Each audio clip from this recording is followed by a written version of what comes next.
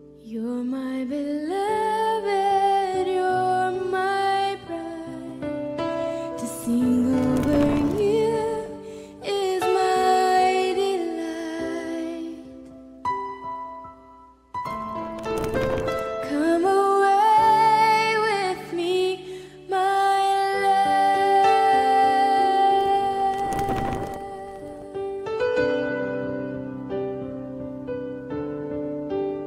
under my mercy, come and wait till we are standing face to face.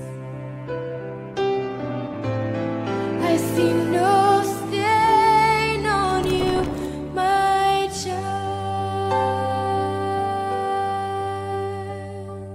You're beautiful to me.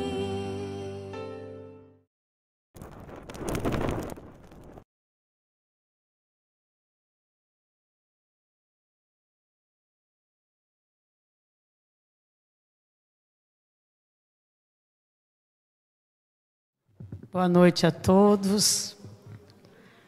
A graça e a paz do nosso Senhor Jesus esteja sobre todos nós. Diante dessa palavra que o nosso pastor mencionou, eu quero redirecioná-la à missionária do Valina Barreto, né? Queria direcionar a dona Lídia, porque eu sei que o Betel e a congregacional se misturam, né? Porque o fruto do trabalho dessa grande denominação e honrosa gerou a Lídia Almeida de Menezes, né? Que Deus pôde usar com tanta graça na sua geração para trazer o Betel brasileiro. E está conosco e com vocês também, fruto do trabalho, a missionária do Valina, que está no Betel muito antes de mim, também é minha mestra. E hoje ela é uma conselheira, né? Todos sabem que eu estou, nesse momento, compondo a diretoria do Betel brasileiro, aqui na sede.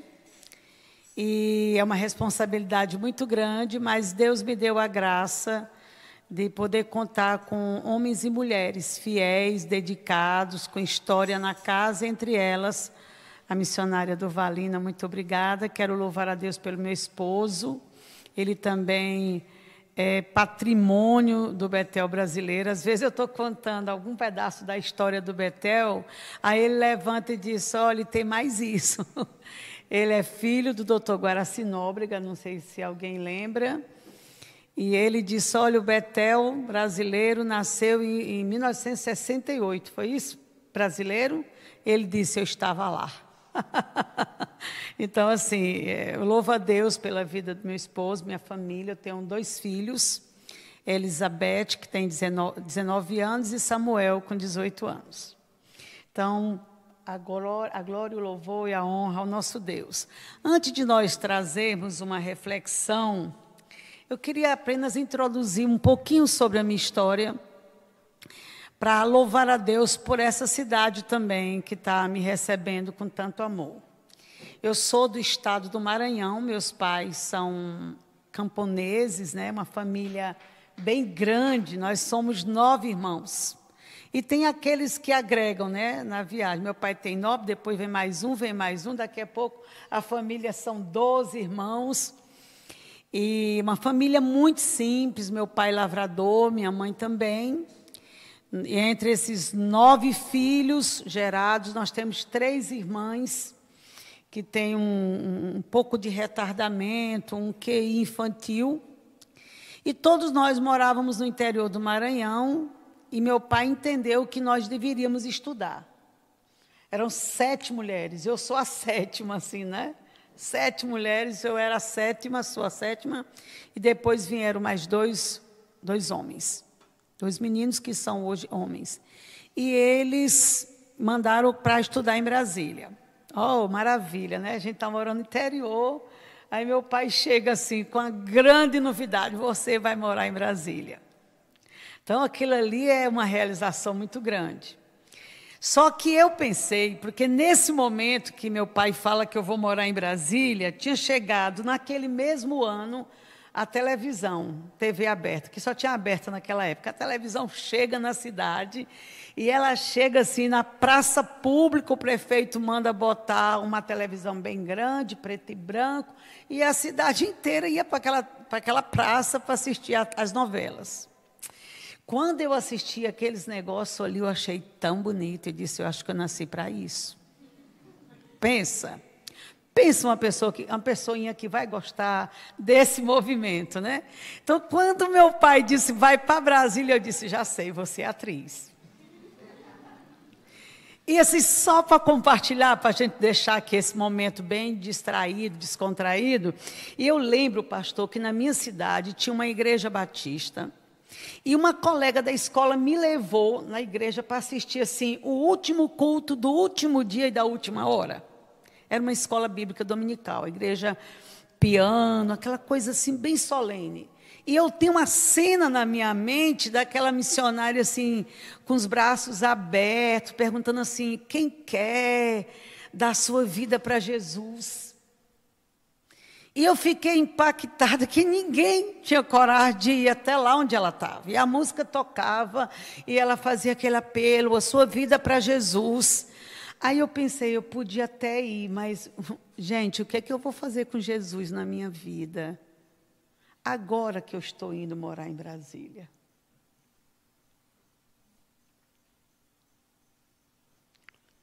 E eu acho que Deus disse assim, eu te espero lá na frente. Te espero lá. E aí pronto, eu fui para... Não vou ser crente, porque se eu for crente... Aí não dá para fazer isso, dá para... Eu já sabia como é que era a vida mais ou menos, de crentes, naquela época, né? E aí eu fui para Brasília. Quando eu cheguei em Brasília, gente, fui logo procurar a escola de teatro, me matricular e conheci o Tony Ramos. Nossa! Gente, vocês não têm ideia, eu conheci o Sidney Magal. Meu sangue ferve por você. Gente, aqui ninguém sabe disso, né? Que... Você não tem ideia, eu mandei uma carta para o interior. Gente, eu sou a pessoa mais feliz do mundo, porque é uma pessoa que conheceu o Sidney Magal, não pode ser triste, nunca mais. Gente, eu só tinha 15 anos, então, segura. Depois eu conheci simplesmente Roberto Carlos. E eu, pronto, eu sou dona do mundo. Que eu conheci, gente, foi o Roberto Carlos. E era a festa de 18 anos da cidade de Brasília. A cidade era tão novinha, eu estava com 15 e a cidade está com 18. Então, você faz as contas aí que você vai descobrir quantos anos eu tenho, né? Então, a cidade de Brasília, aniversário da capital do Brasil, e eu estava lá e eu vi o Roberto Carlos, eu falei, gente, é real. Isso é o que eu quero para mim. Aí me inscrevi na escola de teatro, fui fazer teatro. E quando, assim, foi muito cedo, naqueles movimentos ali que eu conheci tal, que eu comecei a sentir um vazio dentro da minha alma. Um vazio tão grande, meus irmãos, que eu chegava do ensaio, da peça, e olhava no espelho e dizia, meu Deus, de onde eu sou? Quem sou eu? Por que eu vim? Por que eu existo?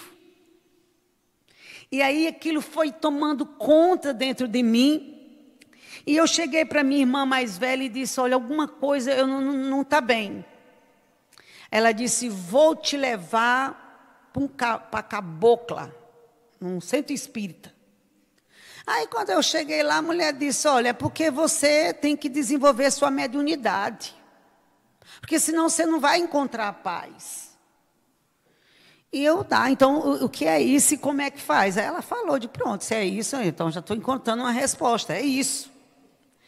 Só, queridos, que quando eu comecei a frequentar aquilo ali, eu vi tanta coisa terrível, que eu disse, não, aqui não é o meu lugar. Mas para onde eu vou? Aqui não é meu lugar. E ela disse, olha, você vai ser um cavalo a serviço dos guias. Eu disse, não dá para ser uma pombinha, um pônei, logo é um cavalo, um negócio logo assim. Gente, eu estou pedindo alguém que me carregue, vê se eu quero um cavalo, ser cavalo para alguém, senão esse negócio aqui não vai dar certo. Então, vou continuar procurando Deus. Aí lembrei, naqueles momentos que a psicologia chama de insight, Deus me disse. Meu pai me disse que Deus estava na igreja católica. Eu tenho que voltar para a igreja católica. Aí voltei buscando Deus, que escrevi tanta carta para Deus, enterrei carta, irmão, perguntando Deus onde ele morava, a língua que ele falava, eu dava meu CPF, identidade, nome do meu pai, nome da minha mãe. Eu digo, Deus, eu não estou conseguindo te achar, por favor, me ache. E aí eu enterrava as cartas, ia na agência de correio com a carta para Deus. Depois eu digo, não, eu tenho que ser de Deus. Aí fui procurar o convento. Você imagina eu no convento, né? Quando eu cheguei, que eu contei a história toda para a madre, que eu vim para me dar para Deus, porque eu quero ser freira. Ela olhou para mim e disse, minha filha, você não quer ser freira. Como é que ela sabe que eu não quero ser freira? Ela disse, não, você está triste, está se procurando e tentando se achar, mas aqui não é esse lugar. Agora, você imagina. Eu já estava passando pelo espiritismo, já estava passando pelo catolicismo, que era o lugar que meu pai disse que Deus estava, e disseram, não, aqui não é o seu lugar. Então, eu fiz dentro da minha casa um altar, e comecei a rezava texto, recolhia os textos de jornal, tudo que fosse reza, acendia velas. E uma vez eu chamei uma amiga da escola e digo, vamos passar a noite todinha chamando Deus até de manhã? Porque eu já fui na igreja dos crentes, eu vi como é que os crentes chamam Deus. Eu já fui no espiritismo, já vi como é que o espiritismo chama Deus, já vi como é que católico. Vamos passar a noite toda. Em algum momento Deus deve dar um sinal, não é possível. E nada. Ficamos um dia de 8 da manhã até amanhecer o dia e nada. E eu cheguei para minha amiga, Deus não te falou nada? Ela, não. Eu disse, nem para mim. Eu disse, nossa, mas é muito difícil achar Deus. Aí minha irmã disse, vou te levar no psicólogo. Aí o psicólogo disse, minha filha, qual é o seu problema? Eu disse, por acaso o senhor conhece Jesus de Nazaré? Porque o meu problema é Jesus. Eu preciso conhecer Jesus. E ele disse, não, mas ninguém fala assim com Jesus. Eu digo, moço, diga que língua que ele fala. Meu Deus, ele não existe, é real. Onde ele está, a casa dele, bater a campainha, agendar, pedir para ter uma audiência, porque ele precisa me dizer para que eu existo.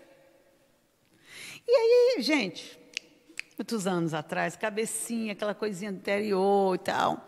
Bom, resumindo tudo, um dia uma senhora católica me chega e diz, Eva, eu queria te convidar para ir numa reunião dos crentes, eles se reúnem numa casa.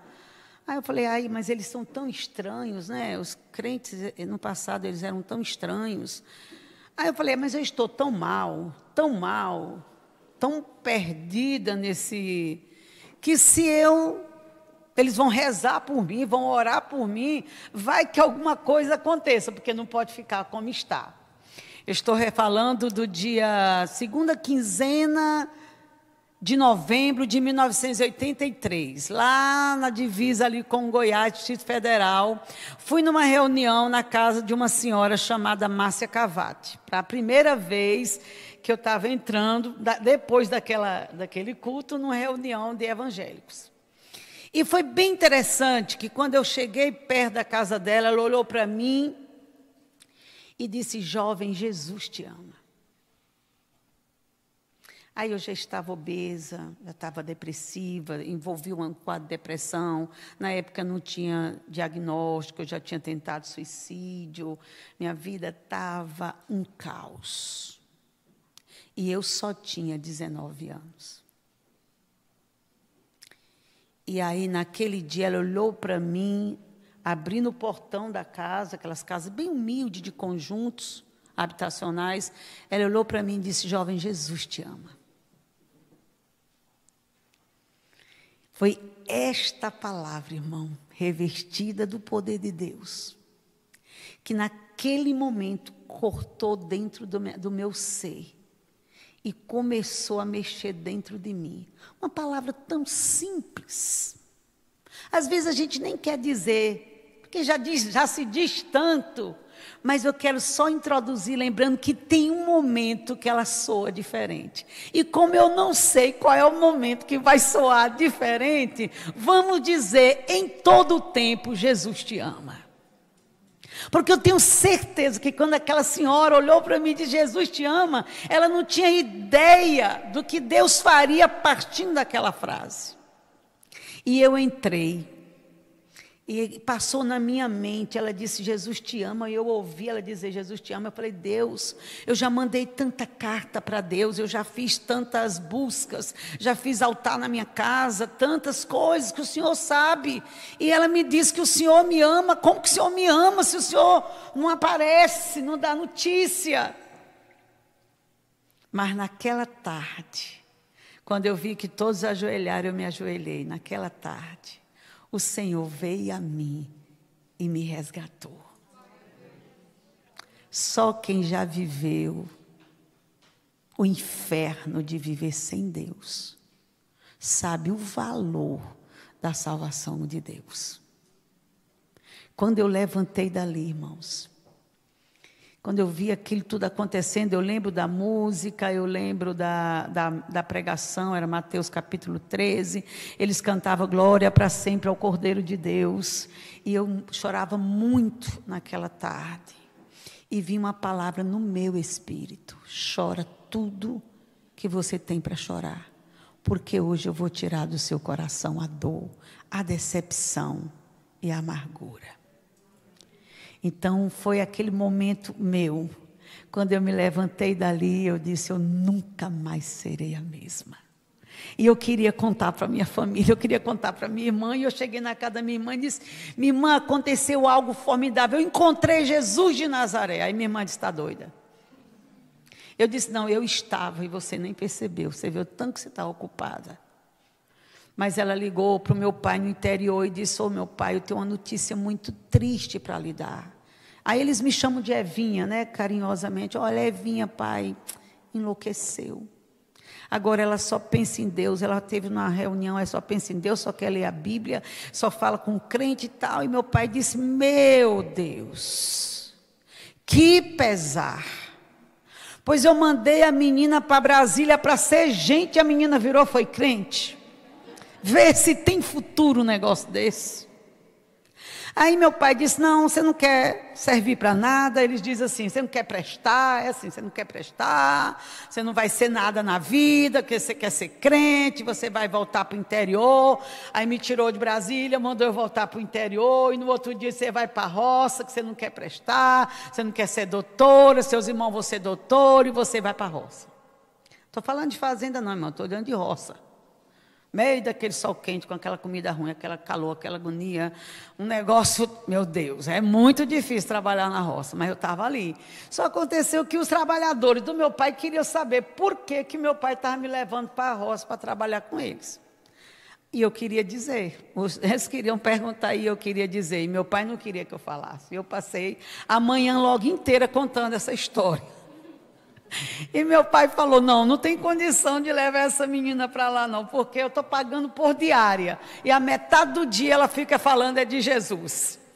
E para encurtar a história, meu irmão, meu pai fez uma confusão, minha mãe, acabou que eu saí de casa, fui morar fora, morei na casa de uns mendigos, na capital do Maranhão, mas nesse período que eu estava morando na casa dos mendigos, meu pai com a minha mãe queriam ir numa igreja evangélica para saber o que o pastor fala para mudar a cabeça dos filhos contra os pais. Minha mãe disse, vamos lá, eu quero ouvir o que esse pastor vai falar. Resumindo, meu pai, o pastor faz o apelo, lá vai para frente minha mãe, meu pai e 3 irmãs. Aí a igreja fica em euforia, porque todo mundo da cidade... Meu pai é muito conhecido, todo mundo na cidade sabia da minha história, do que meu pai tinha feito. Eu ia para culto escondida, aqui não vai dar conta, mas eu pulava muro para ir na igreja escondida. Aí minha mãe ficava sabendo que eu tinha, e era aquela luta dentro de casa, né? Mas o meu pai se tornou o pastor daquela igreja, Assembleia de Deus, no interior do Maranhão, na cidade de Pastos Bons. Depois eu voltei para Brasília, se converteu meus outros irmãos, e hoje todos, minha família inteira, são missionárias e são pastores, e 4 deles do Betel brasileiro, né? Glória a Deus. Depois eu me casei também com um pastor, e aí quando eu vim estudar no Betel no ano de 1988, tem um momento que a missionária Lídia, ela me chama, né, no gabinete e diz: "Ô Eva, tem um senhor de Arco Verde, Pernambuco, que mudou para o estado do Goiás, e ele quer abrir uma igreja do Betel." Gente, eu acho que era a única pessoa no mundo que tinha coragem de ligar para a dona Lídia no domingo à noite, um orelhão a cobrar. Então, você imagina, a dona Lídia e um irmãozinho em céu azul do Goiás, pega um orelhão, domingo à noite, e liga a cobrar para a irmã Lídia. Só ele, eu não tinha coragem. Mas seu João tinha. "Ô, irmã Lídia, abre uma igreja do Betel aqui, porque eu não estou conseguindo me encontrar dentro das igrejas tão diferentes." Aí, dona Lídia, minha filha, vá lá. Vai passar um mês evangelizando aquele irmão. Ele é tão simples, ama tanto Betel. E nessa viagem, irmão, que era para ser um mês, terminou ficando 28 anos. Missões tem esse negócio, irmão, assim. Tem essas histórias que chegam nesse ponto. Nesse período eu casei, Deus me deu os 2 filhos que eu já mencionei, e eu pude implantar a base do Betel brasileiro no Distrito Federal e ali na região de entorno, né? Nós temos, são 12 entre igrejas e núcleo, 9 templos são construídos, né? E aí foi abrindo seminário, depois a gente caminhou um pouquinho Paraguai, Bolívia, Peru, Colômbia, aqueles negócios ali, e por ali fiquei esses 28 anos, que somando no Betel são 30, com 2 de alunos. E aí, há 2 anos atrás, eu recebi esse convite do Betel para vir para João Pessoa, para compor a diretoria do Betel e dar essa temporada aqui, que Deus sabe o tamanho. E eu estou aqui com muita alegria, com muito amor, para dar o meu melhor, que faz parte da minha devoção, do nosso culto ao Senhor. Amém? Agradeço à igreja por me convidar e à cidade por me acolher. Então, quero estar aqui com vocês de coração, e é um prazer, pastor, poder receber esse convite e atender. Então, vamos passar para o tempo aqui, que o tempo não coopera com a gente, né? Tanta coisa que a gente queria compartilhar. Mas quando eu vi que o tema da nossa mensagem é vivendo para a glória de Deus, e a palavra também diz que é um evento para mulheres, então, assim, associado às mulheres, vem sempre uma flor ou um coração. Tudo que vai envolver mulheres, aí você vê a flor, o coração, que fala de afeição, de afeto, de carinho, de amor, essas coisas que são lindas que Deus colocou no coração feminino. Não estou dizendo que não fez nos homens, estou me referindo nesse momento a essa graça que Deus deu à mulher. Então eu procurei uma das mulheres da Bíblia, e eu sei que elas já são muito mencionadas em todos os eventos. Talvez eu não vou trazer algo novo, mas eu tenho certeza que sempre vai acrescentar. A palavra de Deus tem esse poder. Então, eu vou mencionar, fazer uma reflexão de um texto que ele simplesmente tem mais ou menos 3.300 anos. Então, você diz, nossa, né? Então, estou dizendo que é um texto do Velho Testamento, claro. Mas um texto que tem 3.300 anos aproximadamente. E que eu estou no Brasil. Eu estou no Ocidente, eu estou no Brasil, eu estou no estado da Paraíba, eu estou na cidade de João Pessoa. E o que me leva 3.300 anos depois, nós nos reunimos aqui para falar de uma mulher. Quantas ficaram no esquecimento? Porque faz sentido refletir sobre esta mulher. Então, algo de especial, de singelo, de grandioso, ela fez para que nós, hoje, nessa noite, aqui nesse bairro, nesta igreja, queremos falar sobre ela. Então, o texto do livro aconteceu na época dos juízes. E eu pesquisei um pouquinho até o nome do juiz, que provavelmente estava naquela época, se chama Eude, um dos juízes. E eu estou me referindo simplesmente à história da nossa amada irmã, a Ruth. Então, o livro da nossa amada irmã Ruth, o livro é composto apenas de 4 capítulos. Uma história belíssima. E a partir do capítulo 3, do verso 11, é só preparos para uma grande festa. Então, eu gostaria que nós refletíssemos no capítulo 2 do livro de Ruth. Eu peço permissão para usar essa Bíblia parafraseada, porque nesse evento, assim, com mulheres, eu gosto dessa linguagem mais coloquial. Aqui não é uma tradução, me parece uma paráfrase. Mas diz assim, você pode acompanhar comigo, Ruth, capítulo 2. Havia em Belém um homem muito rico e influente, parente do grupo de famílias de Elimeleque, o nome dele era Boaz. Certo dia, Ruth, a moabita, disse a Noemi: talvez eu possa ir colher espiga que sobram no campo de alguma pessoa bondosa. E Noemi respondeu: está bem, minha filha, pode ir. Ruth foi recolher as espigas que sobravam atrás dos ceifeiros. Então entrou no campo que pertencia a Boaz, parente de Elimeleque.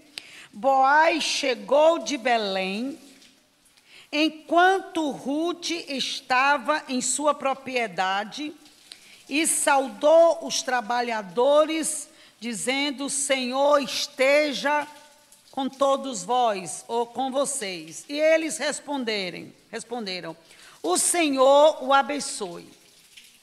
Versículo 5. Boaz perguntou ao capataz dos ceifeiros: quem é aquela moça ali? Talvez na sua versão esteja dizendo: de quem é aquela moça?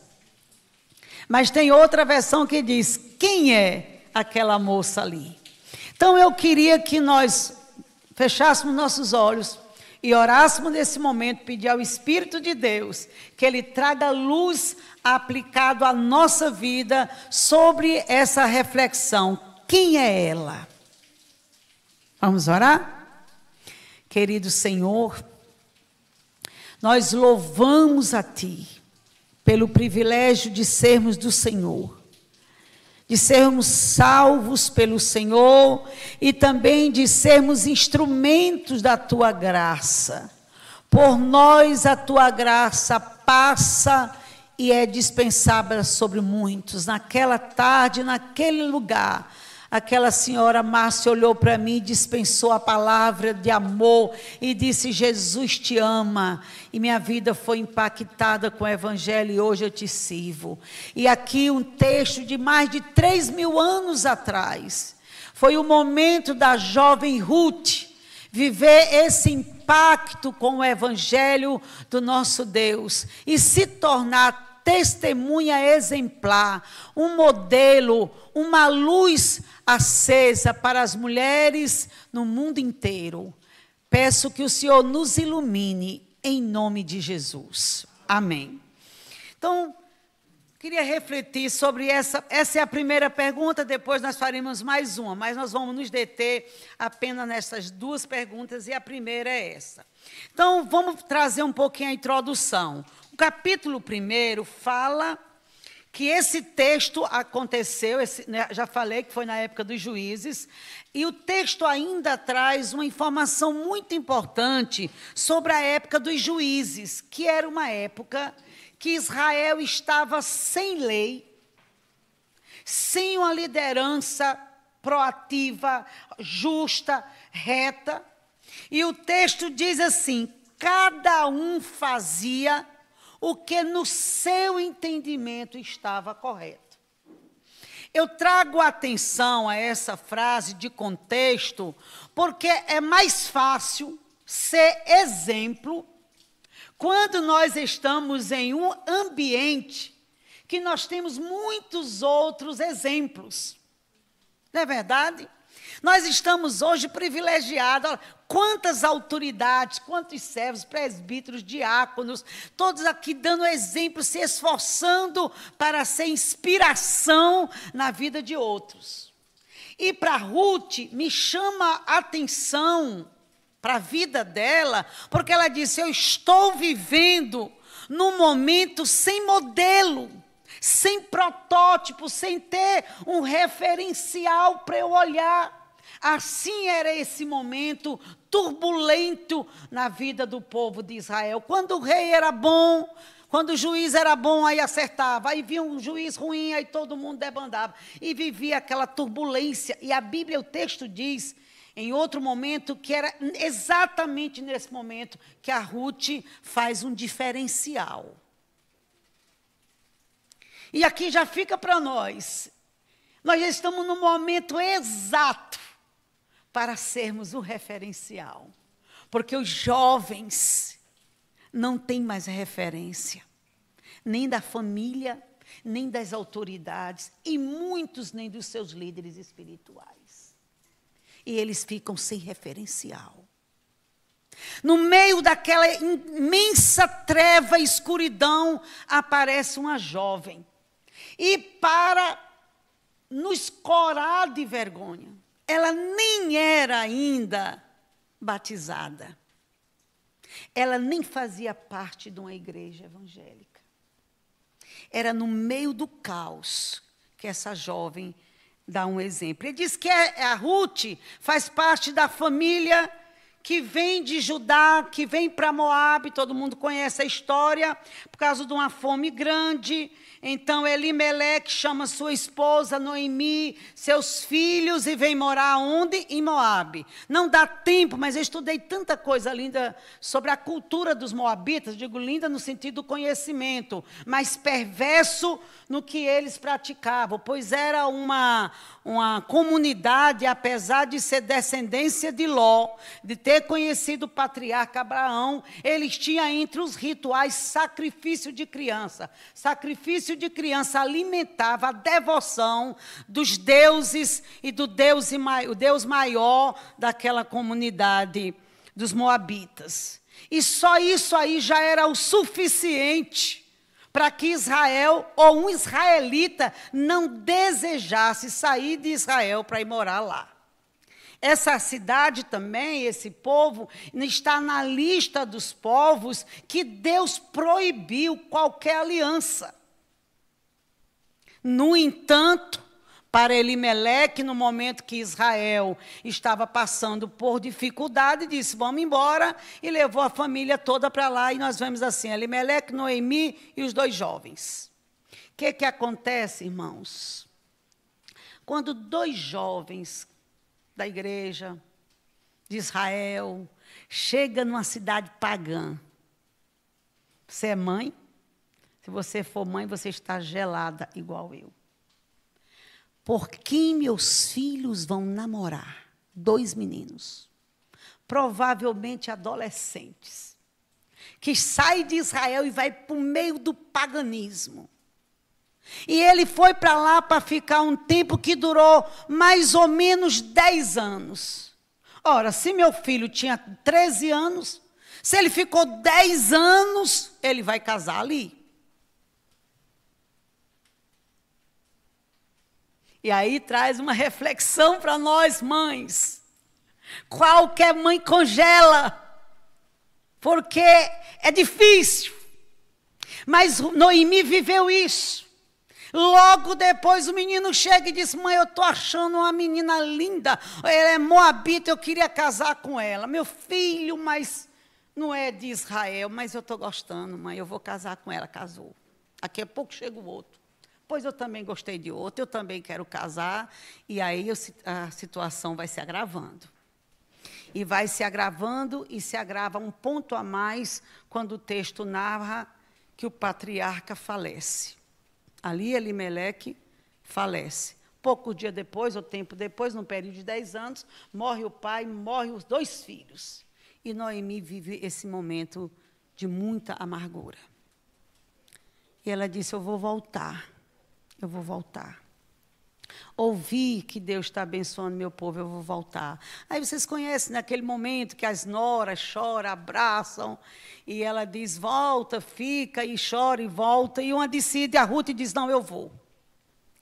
Eu vou com a senhora. Eu fico tão impactada com a atitude de Ruth, porque, assim, naquele momento, ela disse, se é difícil para mim, porque eu perdi meu marido, eu sou viúva, e eu sou nova, eu estou muito triste, porque morreu meu sogro, eu estou muito triste, porque morreu meu cunhado, eu também estou muito mais triste, porque morreu meu marido.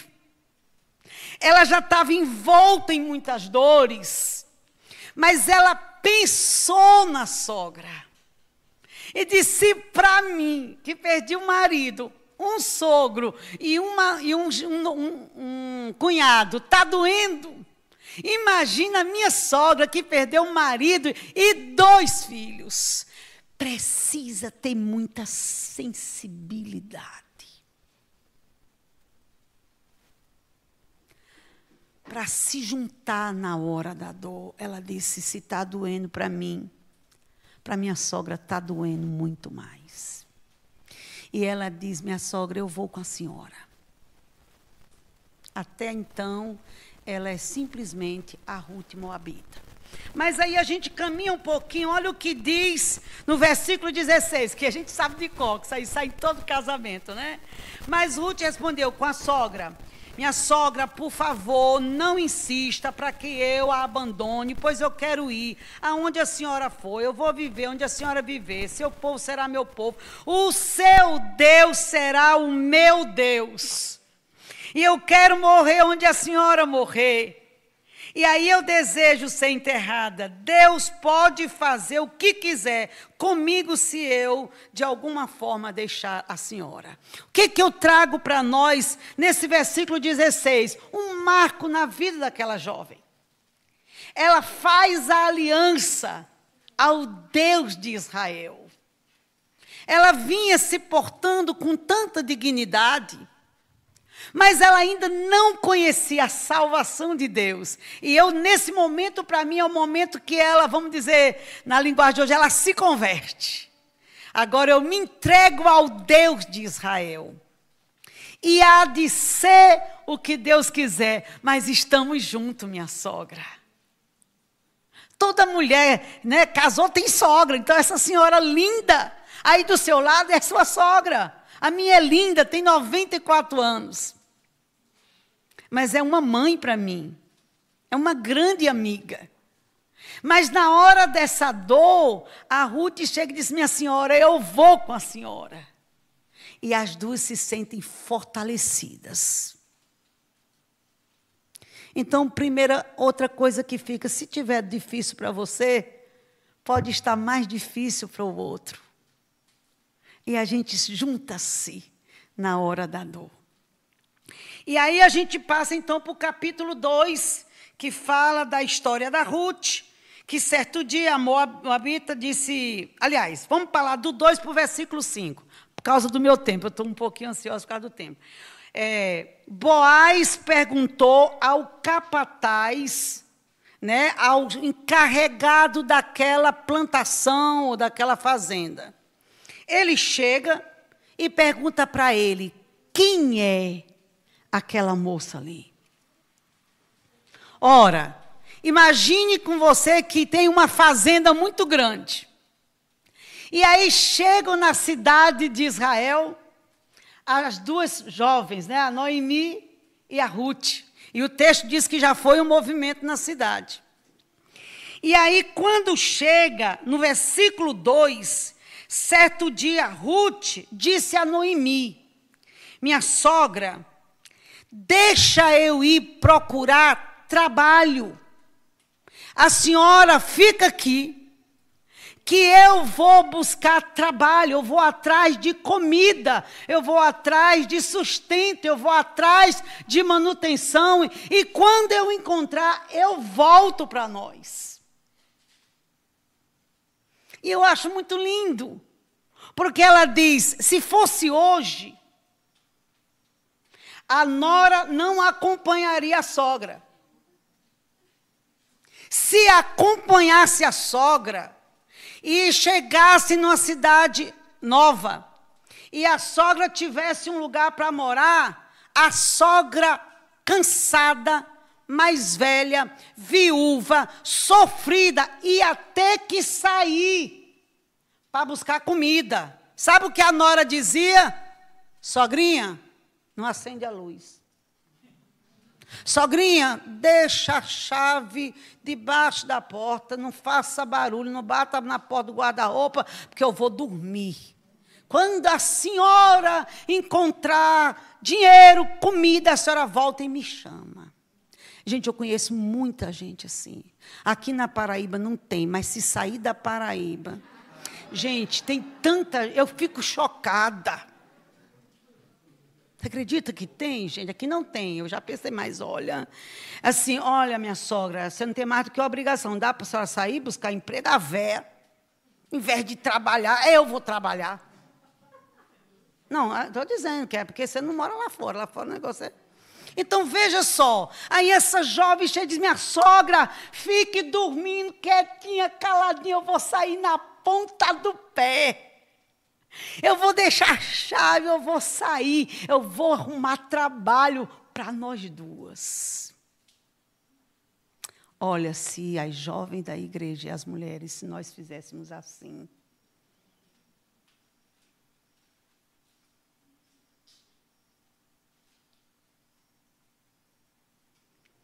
Aí o texto vai andando. Assim, Ruth foi recolher espigas que sobravam daqueles dos ceifeiros. Olha que coisa mais linda. Ela chegou no campo onde os homens estavam trabalhando e meio timidamente, ou educadamente, ou respeitosamente, o texto diz que ela vai apanhar as espigas atrás dos segadores. Ela estava tentando, todo mundo sabe que era uma lei Israel, ia deixar, mas qualquer menina da nossa geração mais atrevida chegava se impondo, tirando gracinha, chegava tão diferente dessa jovem. Mas o texto diz que ela chegou singela, silenciosa, e foi pegando o milho, a soja, após os segadores. E eu fico impressionada porque também ninguém ousou a fazer gracinha com a cara daquela jovem, percebeu que ela era diferente. E aí ela entrou no campo, nesse momento, e era o campo de Boaz. E olha o que diz o versículo 4. Justamente quando, naquele dia, irmãos, pense comigo, a moça chegou, foi trabalhar, procurou uma roça para fazer a colheita, e naquele dia entrou nessa roça, nessa fazenda, e por sorte, para nós não é sorte, né? A gente diz assim... Por Deus, mas digamos que naquele dia, especificamente naquele dia, chega um fazendeiro, o dono da roça, o dono da fazenda.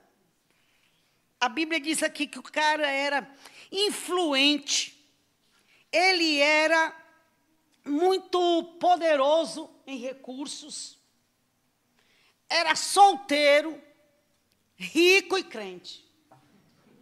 É solteiro, rico e crente. Solteiro, gente na igreja. É rico. Ele nunca ia naquela fazenda. Mas naquele dia ele foi. Diga glória a Deus. Pode dizer, irmão, glória a Deus? Na boa? Naquele dia, tinha que ser naquele dia. Naquele dia chega aquela Hilux. Chapéuzão, aquele negócio glorioso. E diz, quem é? Esse é o fazendeiro. O morro. Disse, nossa, vamos trabalhar. Tá, e o chefe está chegando. Aí ele olha, todo mundo trabalhando. Ninguém estava trabalhando, mas imagina que naquela hora todo mundo, o patrão chegou. E aí ele olhou todo mundo trabalhando, mas ele viu uma luz. No meio da fazenda ele viu uma luz. Era uma moça diferente das outras. Ele disse que era diferente. Olha só, ele viu que tinha uma moça diferente. Ele chegou para o encarregado e disse, por favor, amigo, vem cá. Que moça? Eu não conheço essa. Essa é novata. Quem é ela?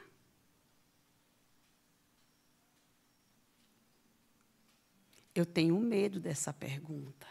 E se eu fosse você, eu também teria.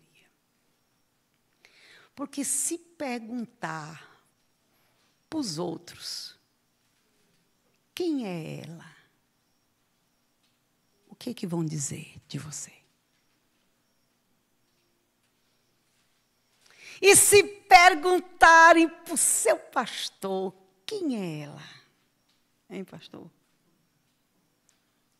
Chega o fazendeiro, carrão, crente, solteiro, rico. Vê uma menina bonita na igreja. Pergunta, pastor, quem é ela? O que seu pastor vai dizer?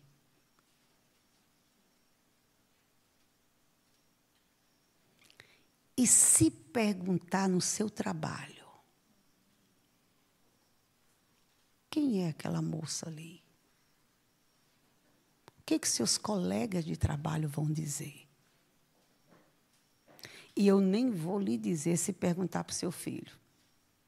E se perguntar para o seu pai. E se o cerco for fechando. Com essa pergunta, o que dizem as pessoas nas suas costas se perguntarem quem é você?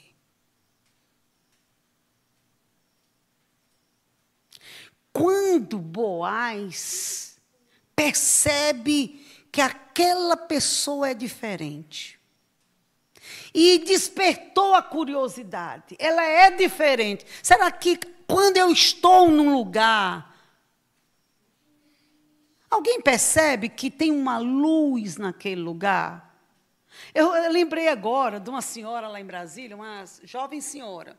Ela chegou para mim e disse, missionária, eu estou muito feliz. Eu falei, que bom. Eu disse, por quê? Ela disse, olha, lá no meu trabalho, eu disse que eu sou crente.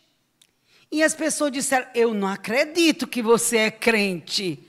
Ela disse, faz tempo que eu sou crente. Eu estou muito feliz, sabe por quê? Eu não quero ser parecida com crente, eu quero só ser crente. Eu não quero que as pessoas...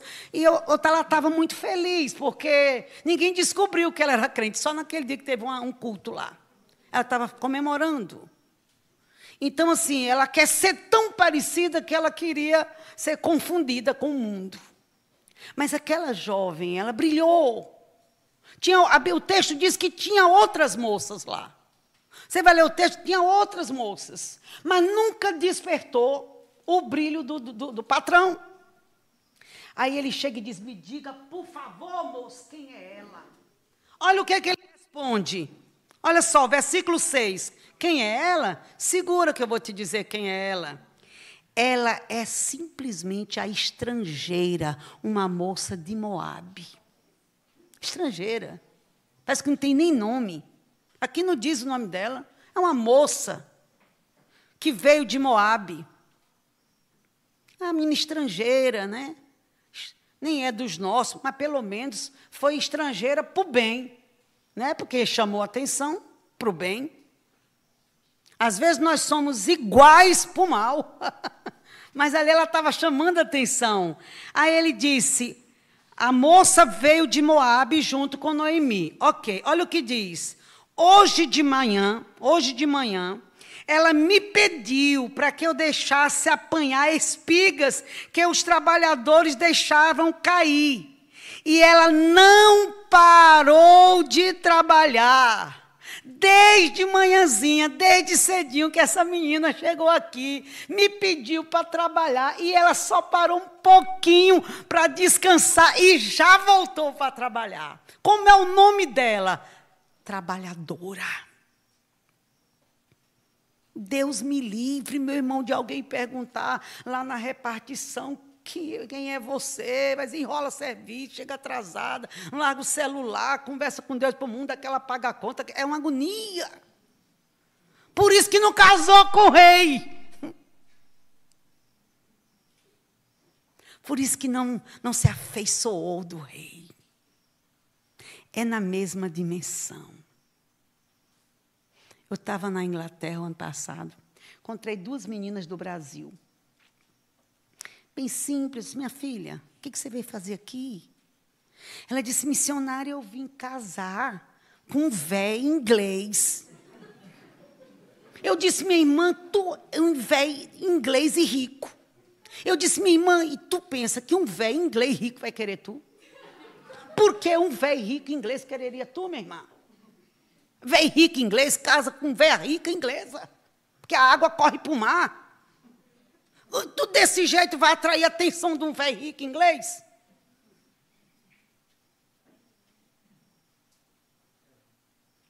Então, queridos, quando ele diz quem é ela, ele disse assim, olha, eu não posso dizer muita coisa, assim, eu ainda não tenho a ficha.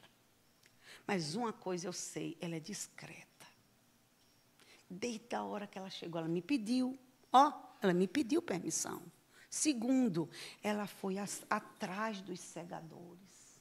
Ela vai atrás, vai. Outra coisa, ela não parou para trabalhar. Desde que chegou, é ali, e o Boaz dizendo, conta mais.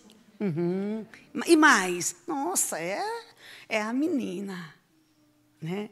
E ele guardou, e o texto vai andando e diz, ela só parou um pouquinho para descansar. E aí eu fico com essa primeira pergunta para nós. E quem é ela? E se alguém perguntar, quem é você? Porque uma coisa, irmão, nós dizemos assim, eu não tenho nada a ver com o que dizem de mim. Que pena, porque eu tenho tudo a ver, pastor. Tudo a ver com o que dizem de mim. Porque eu estou diretamente comprometida com tudo que diz respeito a Deus e o seu reino. Então, eu tenho a responsabilidade de representar muito bem o reino do meu Deus.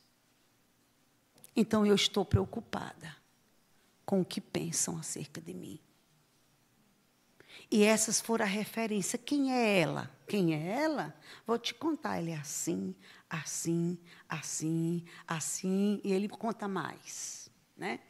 Quando chega, se você caminhar comigo, capítulo 3. Vamos só para chegar no capítulo 3. No versículo 9, aí é uma outra pergunta. Até aqui foram as referências que ele queria das pessoas acerca dela. Todo mundo está comigo aqui? Agora ele chega diretamente até Ruth. Agora ele vai direto a ela e diz, menina, quem és tu?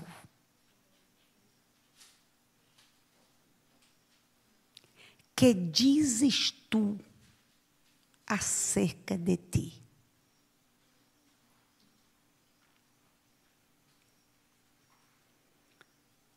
Às vezes você não tem nem ideia quem que eu sou. Se você soubesse que eu sou parente do pastor, eu sou da família, eu sou, era tanta coisa. Mas ele já tinha ouvido muitas coisas boas acerca dela. Mas agora ele queria ouvir da boca dela. Quem és tu? Que dizes tu acerca de ti? Que dizes tu? O que dizes tu acerca de ti? Com alguma junta com o que dizem acerca de ti? Parece 2 mundos. Parece 2 pessoas. Às vezes você fala tão bem, às vezes eu falo tão bem de mim, que pareço ser outra pessoa. Não condiz com o que as pessoas veem. Por isso que eu queria aproveitar, meu pastor, eu não trouxe uma noite de tribulação. Isso aqui para mim não é tribulação, irmãos. Apesar do texto ser do momento de calamidade, eu tiro lições profundas, eu me alimento disso. Porque eu vejo uma menina há 3.300 anos atrás, ainda não teve essa cultura da igreja, da escola bíblica, do discipulado, mas ela tinha moralidade, ela tinha ética, ela tinha postura. E ela foi confundida, né, com o povo de Deus. E agora ela está ali, ela fez aquela aliança com Deus, sim. E agora ela está no meio daquele campo e ela chama atenção pela postura. Não foi o cabelo da moça que chamou atenção. Não foi, o texto não diz que foi o olho, os dentes, né, com essas placas bonitas. Não, a postura dela chamou atenção. E ela traída, quem é ela? E diga esse tanto de coisa bonita. E agora ele chega para ela e diz: Ruth, me diz, filha, quem és tu? Eu acho tão bonito. Olha o que diz assim. Olha o que diz aqui, irmão, no versículo 11 do capítulo 2. Se você quiser comigo, capítulo 2, o versículo 11. O que ele já sabe? Olha, queridos, ele já foi fazer as inquirições. Olha o que ele diz no versículo 11. Também ouvi falar de todo o amor e bondade que você demonstrou à sua sogra, desde a morte do seu marido Malom, como você deixou seu pai e sua mãe, a terra que você conheceu, para viver com um povo que você não conhecia. Eu desejo que o Senhor Deus de Israel te proteja. Quer casar com gente grande, com rei? Então suba, saia do normal e ande na outra dimensão. Esse é o perfil das mulheres que farão diferença. E ele disse: já sei. Eu já sei, eu já ouvi falar que você deixou sua casa, sua mãe, você veio acompanhar sua sogra, porque ela também perdeu o marido. Eu já estou sabendo de tudo. E quando ele diz: quem és tu? Ela diz assim, versículo, né? Afinal de contas, quem és tu? Ela diz: a Moabita, tua serva.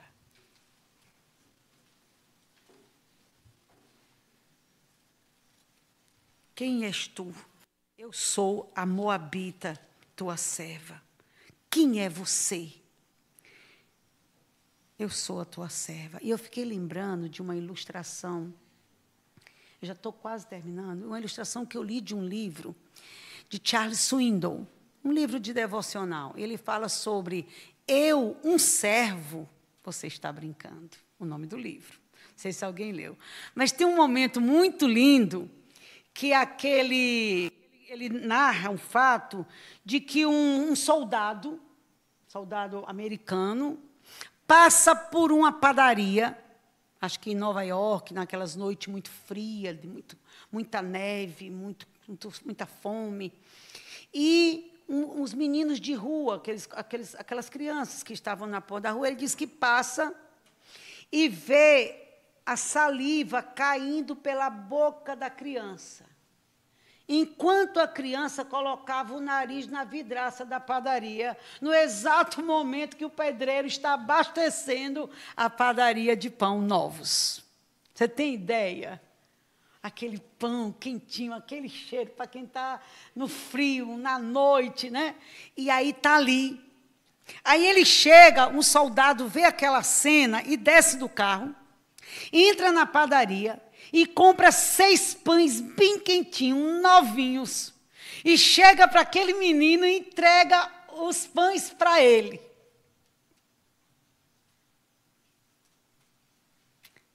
Eu penso que o menino disse assim: mas não é pão velho? Mas não é pão barulhento? Mas não é o resto do pão duro? Ele disse: não, eu comprei para você. Você comprou 6 pães novinhos, quentinhos, para mim. É, para você. Diz o texto que quando o soldado vai saindo, o menino puxa pelo paletó aqui. Ele diz: tio, me diz só uma coisa, tio. por acaso o Senhor é Deus?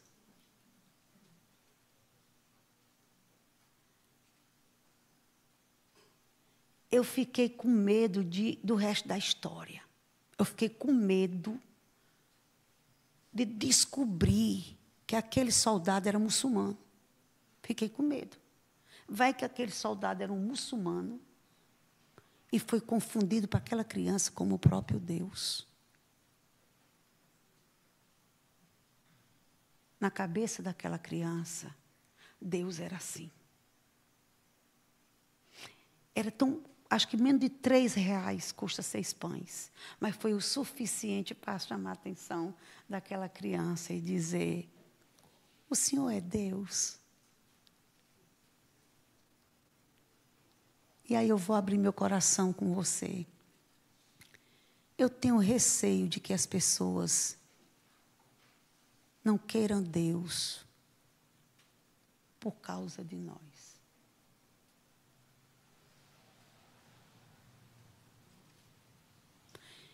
Talvez eles queiram Deus, mas talvez não queiram o Deus que nós apresentamos. Vivendo para a glória de Deus. Quem é ela?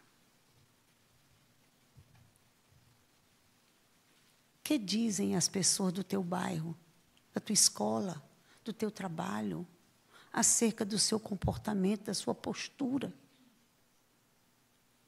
E era tanta coisa para dizer acerca dela, mas quando chega para ele, tu mesmo, minha filha, tu é mesmo o quê? Aí eu sou uma serva. Eu só sou uma serva. Não tinha mais nada para dizer. É tudo, eu sou uma serva. Aquele currículo tão grande, quando perguntou para ela, eu só sou sua serva. Simples assim. E aí, quando caminha um pouquinho para fechar, quem és tu? Que dizem as pessoas acerca de ti? Olha o que ele diz. Feche comigo agora, no capítulo 3, versículo 11. Capítulo 3, versículo 11. Agora, minha filha, não se preocupe com nada. Não tenha medo. Toda a cidade do meu povo já sabe que tu és uma mulher virtuosa. Que você vive para a glória de Deus. Não é o que ela diz, mas tem valor, é o que as pessoas dizem sobre ela. É uma moça piedosa. É uma moça sensível, capaz de sensibilizar com a dor dos outros, mesmo estando sofrendo. É uma moça disposta que saiu à luta. É uma moça que ela volta no fim da tarde e diz, eu trouxe para nós duas, minha amada. É tudo para nós duas, nós vamos nos fortalecer, nós vamos vencer. Aí diz, ela chega aqui, ela tem essa postura, ela está vivendo, pastor, para a glória de Deus. E aí ele vai mais informações e mais informações. Aí ele chega e diz, olha, já me contaram. Eu tenho mais uma informação sobre você, me contaram que você largou a cidade, sua terra, seu povo, você veio ajudar a sua sogra. Deus lhe abençoe, minha filha, coisa tão linda que você fez. E aqui ele diz, e conta mais uma. Aí ele chega para ela e disse, não tenha medo. Toda a cidade já sabe quem é você.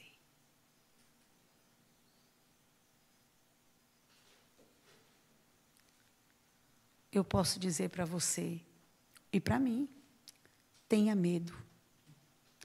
Toda a cidade já sabe quem é você. Ou eu posso dizer, como disse Boaz para Ruth, não tenha medo. Toda a cidade já sabe. A cidade inteira já sabe que tu és uma mulher virtuosa.